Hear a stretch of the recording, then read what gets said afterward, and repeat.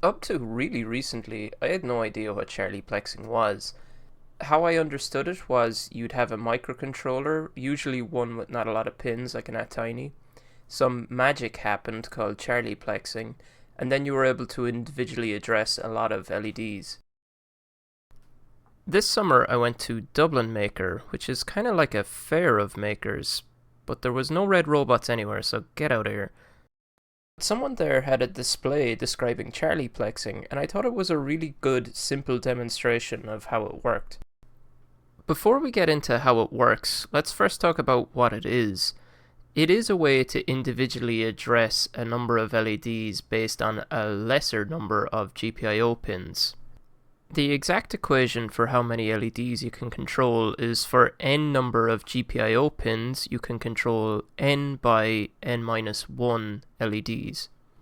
To give a practical example of that equation, for 4 GPIO pins, you could control 4 by 3, which is 12 LEDs. Basically, it works something like this. For every pair of pins, so for example A and B, there's 2 LEDs, so 1 and 2. And the same goes for A and C is 5 and 6, and B and C there's 3 and 4.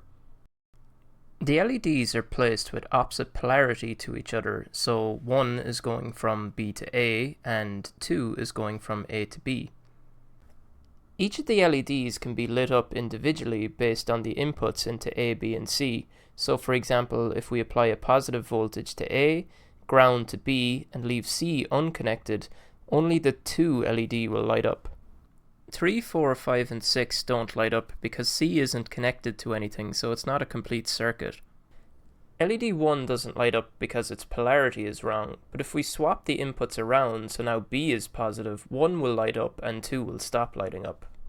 Here's the combination of inputs to A, B and C that you would need to light up each individual LED.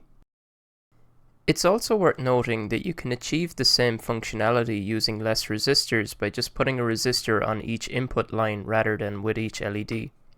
Now let's take a look at how we use it with a microcontroller. So here's a build of the last schematic I showed with just the resistors on the input lines.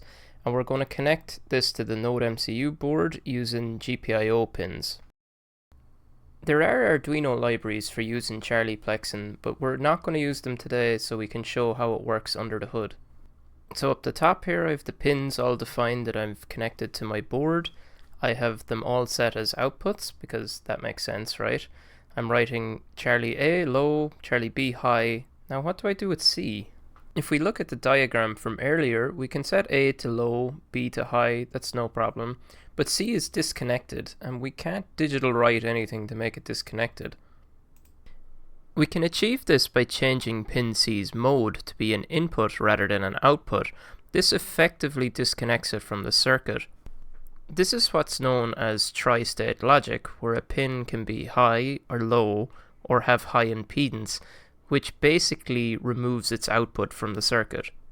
So seeing as the pin modes are now as important as the digital writes for lighting individual LEDs, we actually need to set the pin mode for each pin before we want to light an LED.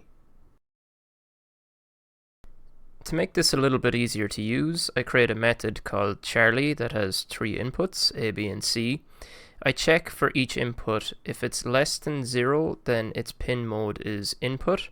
And if it's greater than 0, I just set the pin mode to be output and set the value of A to be the digital write on the pin. And I do the same for B and C. Now for lighting up each individual LED, I can replace those 5 lines of code with this single line. So I set A to be low, B to be high, and C to be -1, which will set it as an input. And now that we have that set up, we can blink through all the LEDs by just filling out a Charlie entry for each of the table entries as shown here. And as you can see, we're individually addressing each LED. Technically you can only light one LED at a time, but similar to multiplexing on a 7-segment display, you can make it appear like more than one is on due to persistence of vision. By removing the delays, the LEDs are cycling through so fast that they all appear to be steadily on, although they will be a little bit dimmer than they were before. One thing that you need to be careful of is what pins you use on the microcontroller. You might have thought it was strange that I used D1, D2 and D5 rather than D3, but when I used D3 an issue happened. When the D3 pin was meant to be disconnected, some LEDs that shouldn't have been lighting up were. That's because D3 has a pull-up resistor and it was causing issues. So where is Charlie-plexing useful, especially when you consider if you use something like NeoPixels, you can control a lot of LEDs individually using just a single pin of a microcontroller. Its main advantage is that it uses a lot less power than something like NeoPixels, so it's perfect for badges or that sort of a project. The other big thing is that since it uses just regular LEDs, it's a lot cheaper than something like NeoPixels. I made use of Charlie-plexing in my Christmas tree PCB project, or the PCB tree. This had 12 LEDs that were individually addressable by a tiny 13 using just 4 pins, and it ran off a coin cell battery for days. When I say I made use of Charlie-plexing, realistically Dave Darko made use of Charlie-plexing in his slot badge project, and the Christmas tree is a complete rip-off of the schematic of that.